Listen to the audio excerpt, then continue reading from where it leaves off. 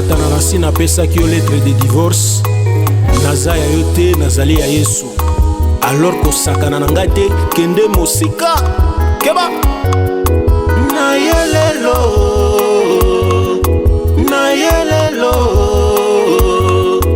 na moteme tondine sengo, na moteme tondine sengo, pona oyo salelinga nkolo, pona oyo salelinga nkolo, utabo mwana na ngai, olingaki nga Yesu oponaki nga Masiya Yesu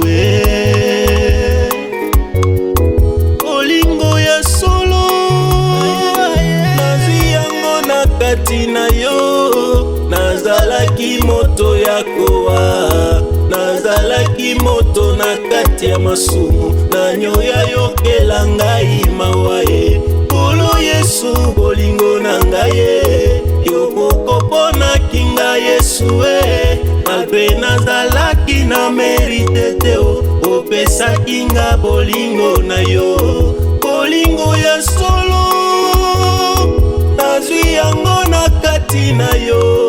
Satana azali mokosi pe mobomi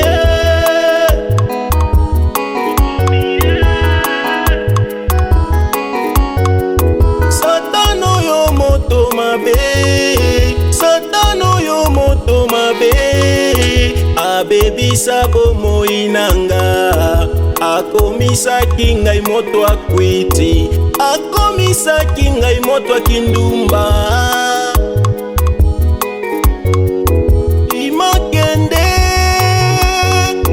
Imakende mosika na ngai Satana, nakomi mwasi ya libala, nakomi mwasi ya Yesu Yesu abalaki ngai na makila, Yesu abalaki ngai na makila, na makila na ye ya motuya, atangisaki yango na Golgota. Rumba na Yesu, bina bina bina bina.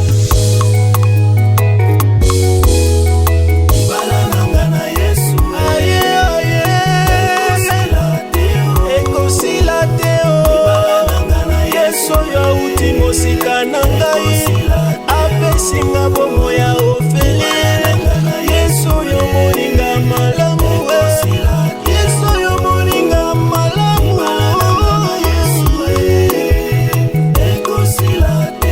alingaki ngai ya liboso, tango yonga na yebaki ete Masiya Yesu molingo,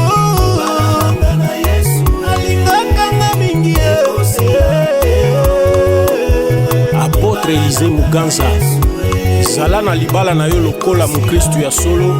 Mon ami Clésius Kiwele Watende, zala modèle na kati ya libala na yo.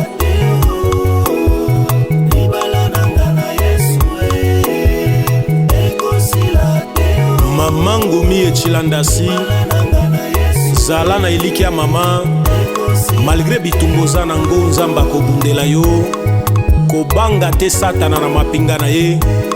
Keba bina bina bina, rumba na Yesu.